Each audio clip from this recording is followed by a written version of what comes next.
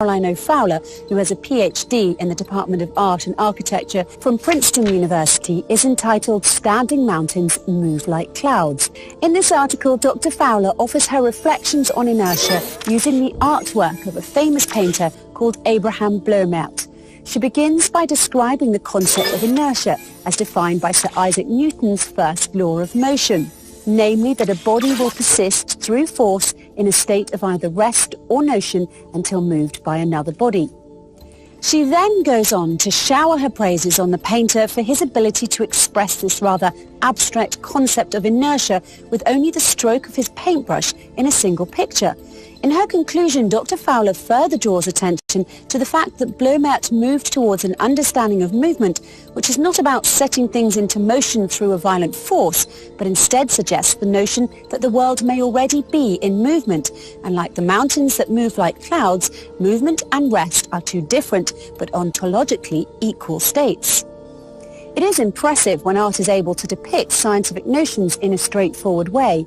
But long before Bloemaert, Newton or Galileo himself, it was the Quran that presented the understanding of force and movement as a relational concept. In chapter 22, verse 88 of the Quran, it reads, "And you see the mountains and think them solid, but they move like clouds. It is God's technique which has established everything perfectly." Centuries ago, God told us that he created the world following the laws of inertia. It is science that is just now catching up. So who says science and religion have to be at odds? In the Quran, science and religion are twin sisters, and I don't mean the type of twins that keep saying they're identical when everyone really knows they're fraternal. The Quran contains many passages that were not understood by scientists, let alone regular people, until recently, and some that science still has not fully deciphered. But this should come as no surprise. In fact, the Quran itself tells us that this will happen when it says, "And these similes we put forward for mankind, but none will understand them except those who have knowledge." Let's look at that word a little closer now, simile. It's very fitting that the Quran should use that word, seeing as how the book itself often uses similes and analogies to help explain things that might otherwise seem abstract or unrelated to us. But what's even more astonishing then, that as modern scientists have used some of the exact same analogies that were first written in the Quran over 1400 years ago.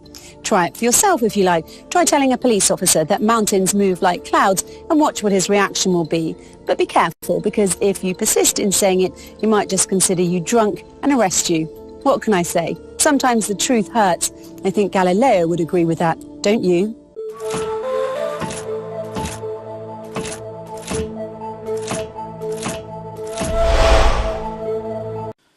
بسم الله الرحمن الرحيم.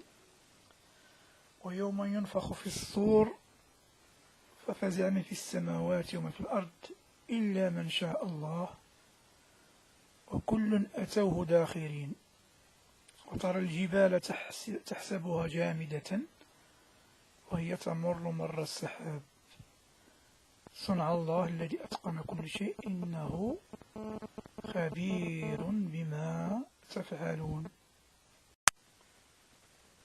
من جاء بالحسنة فله خير منها وهم من فزع يومئذ آمنون ومن جاء بالسيئة فكبت وجوههم في النار هل تجزون إلا ما كنتم تعملون.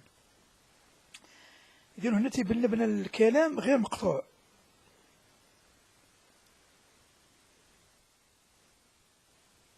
يعني بدا كيهضر على يوم ينفخ في الصور، أي يوم القيامة والحساب. لهذا غادي نرجعوا الآية السابقة منا باش غادي نشرحوا. بسم الله الرحمن الرحيم. ويوم ينفخ في الصور ففزع من في السماوات وما في الأرض إلا من شاء الله، أي هنا النفخة. وكل أتوه داخرين، أي كاين النفخة الأولى والثانية، هذه لما يبدو هي الثانية، هي ديال يوم القيامة. وترى الجبال تحسب جامدة وهي تمر مر السحاب، أي الأرض.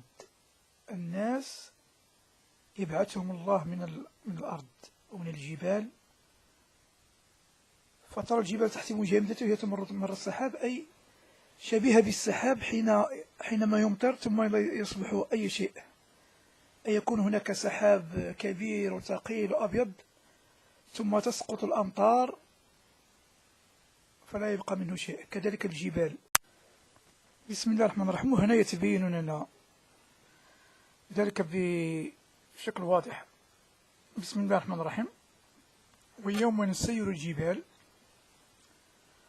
وترى الأرض بارزة وحشرناهم فلم نغادر منهم أحدا وعرضوا على ربك صفا لقد جئتمونا كما خلقناكم أول مرة بل زعمتم أن لن نجعل لكم موعدا. إذن هنا كنشوفوا يوم نسير الجبال، أي يوم يبعث الله الناس الأولين والآخرين، بحيث أن الجبال ستختفي